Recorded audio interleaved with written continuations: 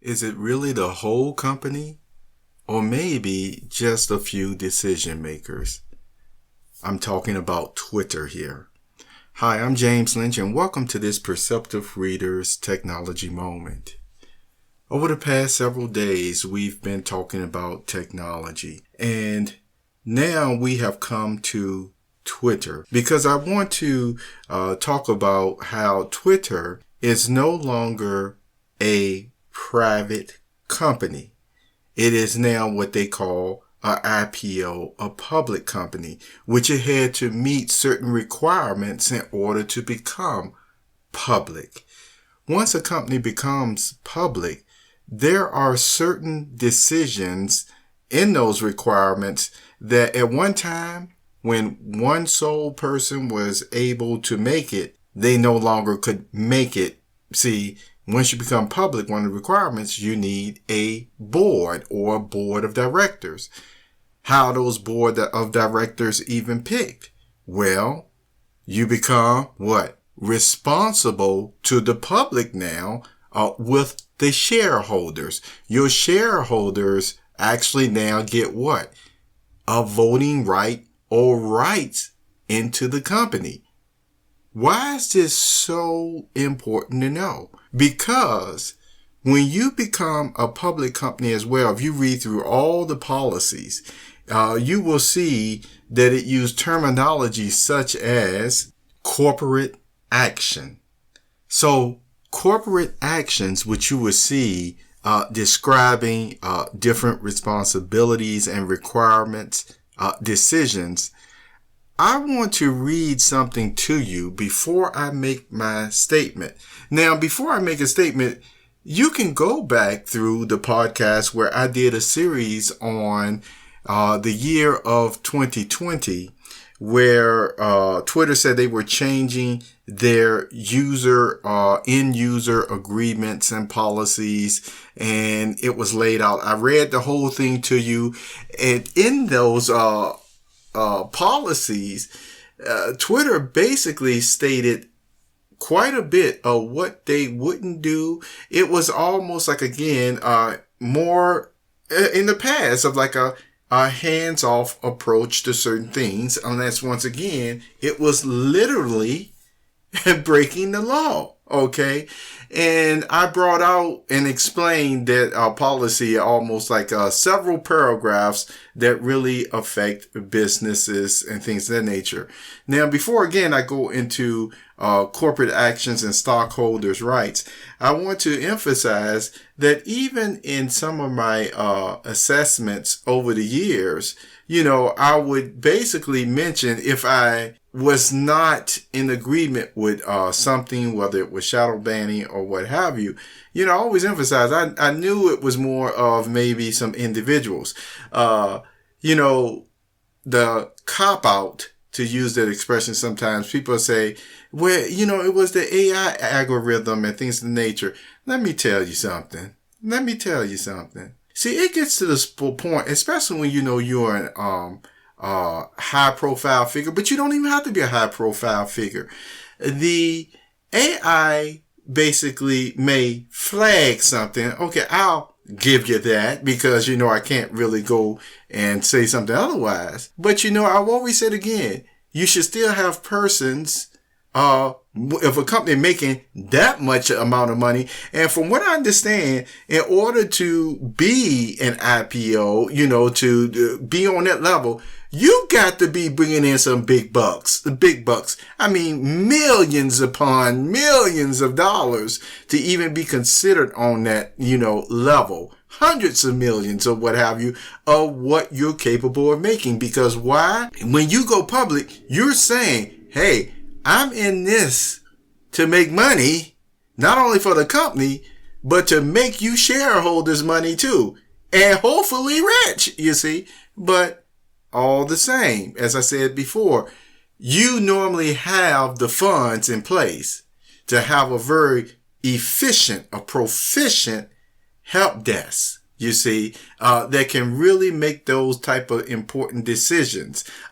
They can have a meeting of the minds if they need to. And see, that's another important thing when you're on a public level. Remember I said certain decisions are just no longer made by, one person, even the owner now. See, even the owner of the company has that board there for a reason.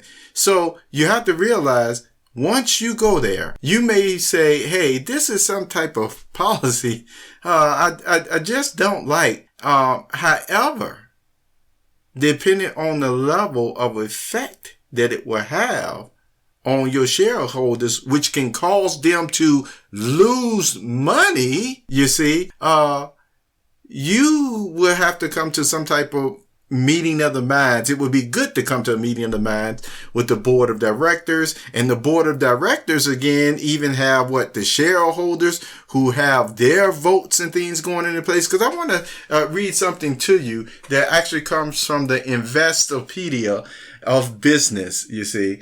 And under here, this is under Business Essentials. I want to read to you a couple of paragraphs on the stockholder voting rights. It says, what are the stockholder voting rights? A voting right is the right of a shareholder of a corporation to vote on matters of corporate policy, including decisions on the makeup of the board of directors, issuing new securities, initiating corporate actions like mergers or acquisitions, approving dividends, and making substantial changes in the corporation's operations. It is common for shareholders to voice their vote by proxy, by mailing in their response, or by relinquishing their vote to a third-party proxy voter. Unlike the single vote, you see, right, that individual's company possess in democratic governments the number of votes a shareholder has corresponding to the number of shares they own. Thus, somebody owning more than 50% of a company's share can effect the majority of the vote and is said to have a controlling interest in the firm. Now, you heard that, controlling interest in the firm. If I was to continue reading on, it kept talking about corporate action. So let me read to you what corporate action is. What is a corporate action?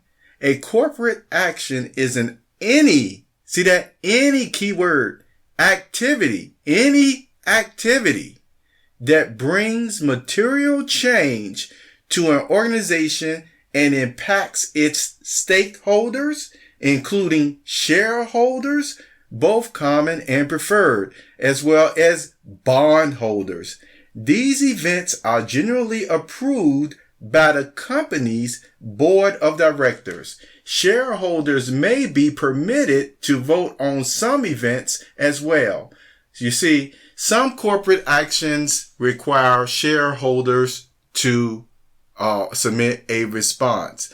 And again, if you were to go on to read, remember the key thing is, how is it affecting my bank account? You see, as some shareholders may say.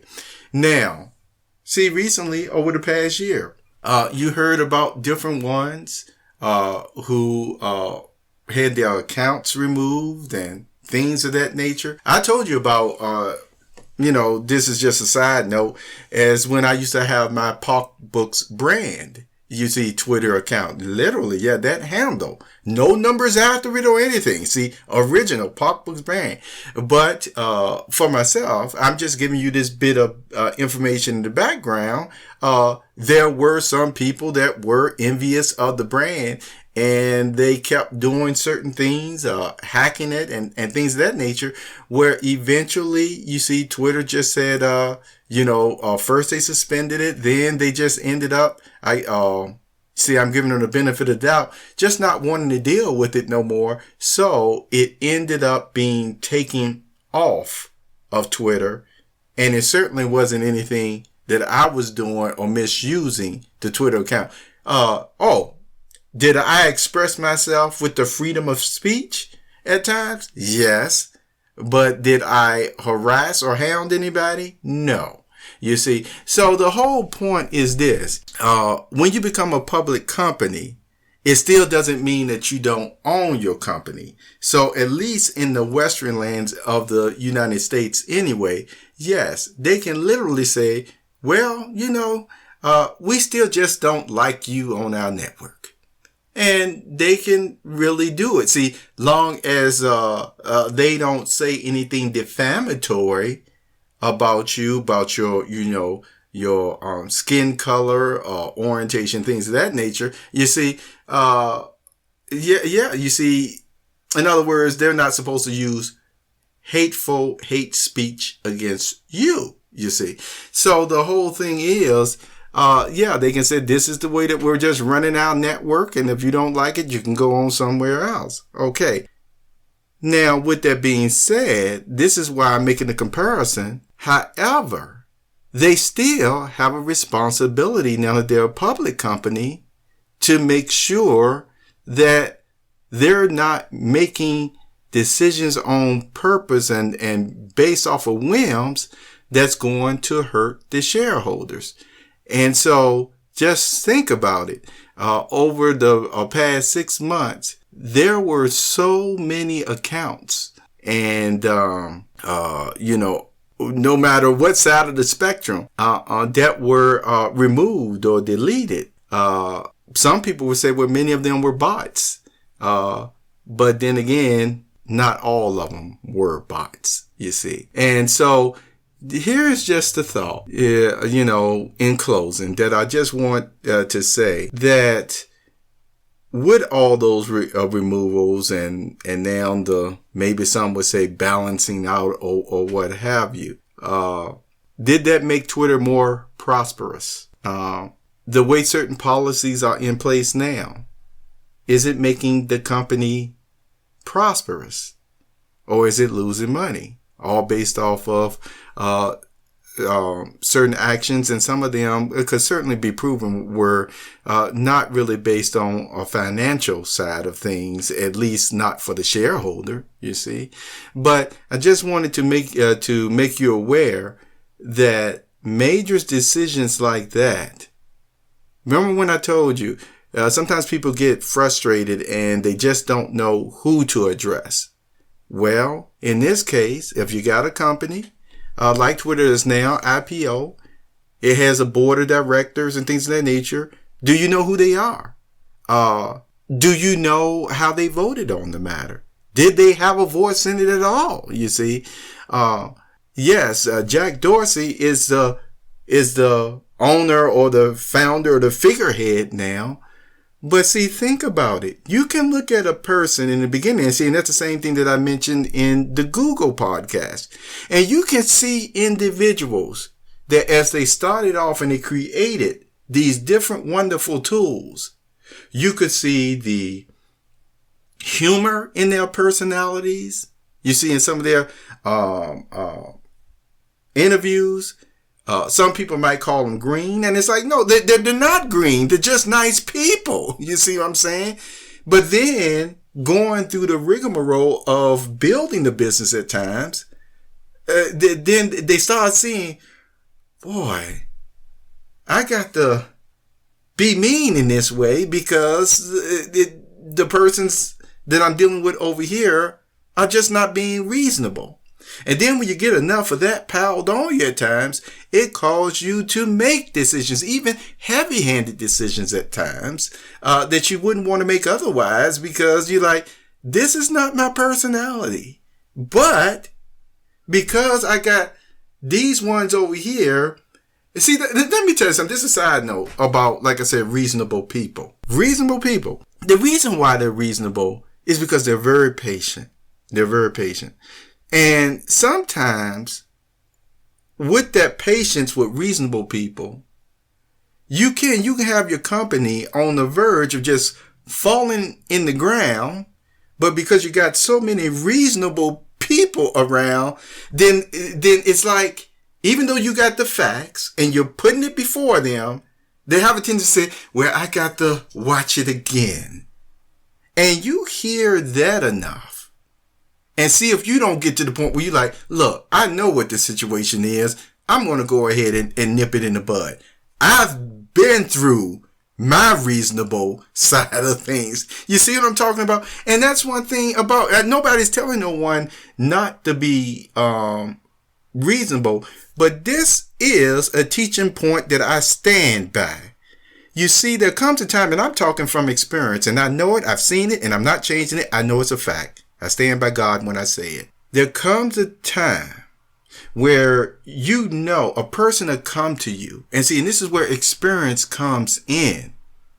And since you've already seen it enough times, well, you know sometimes where that person is coming to you saying, you know what?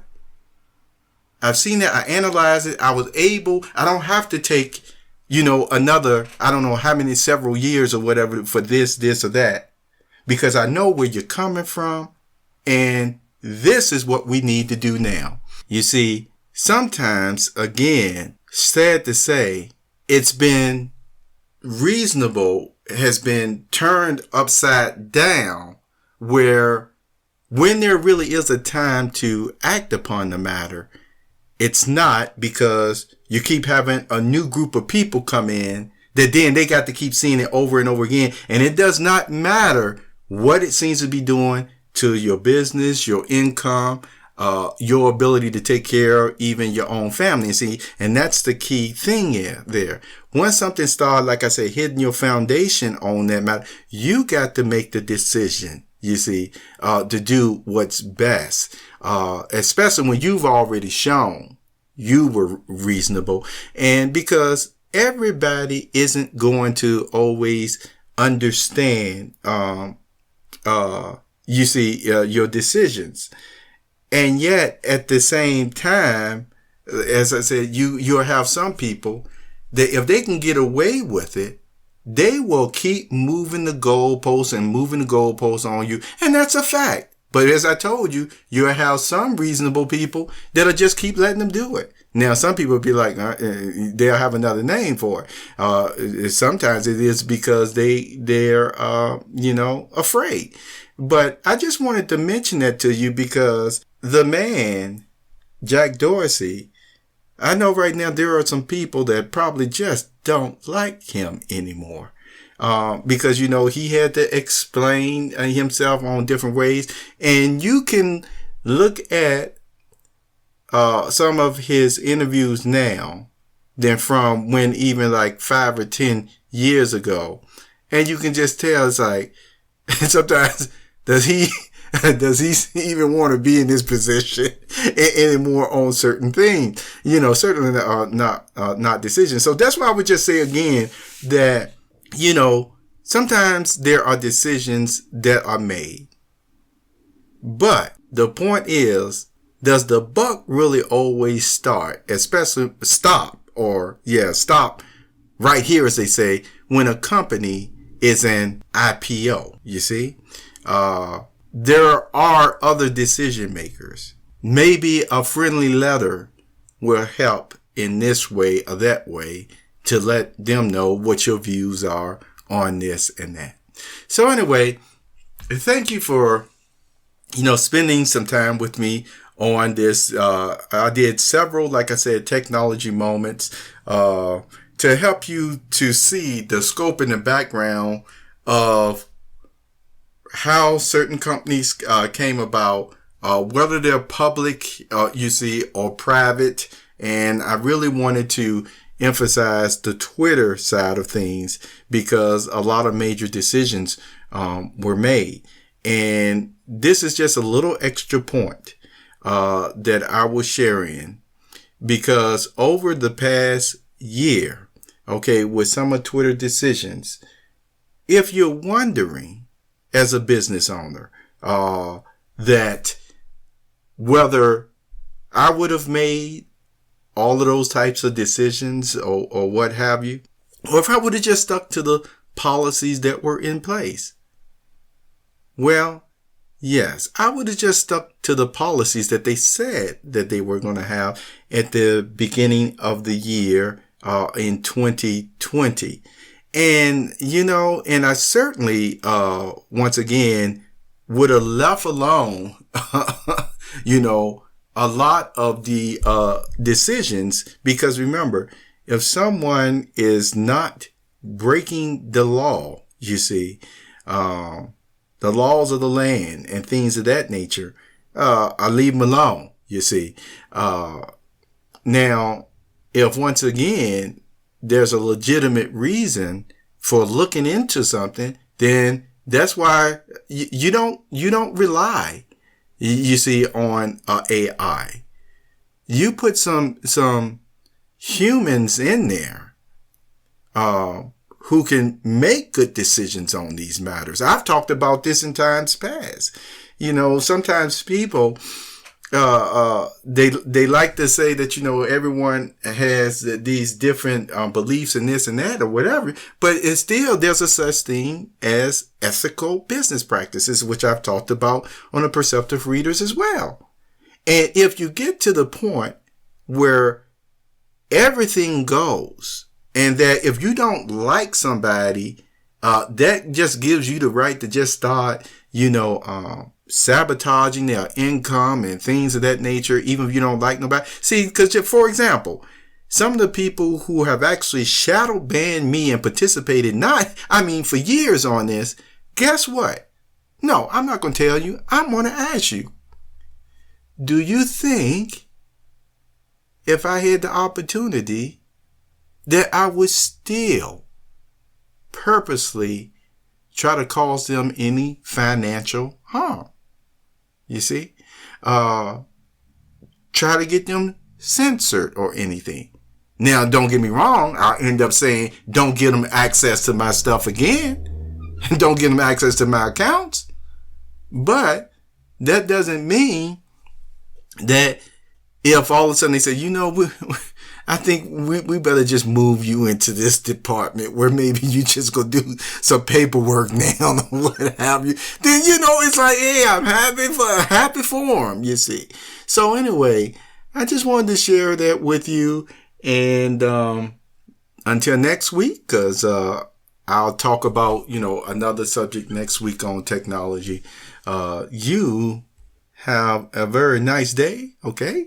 And take care of yourself.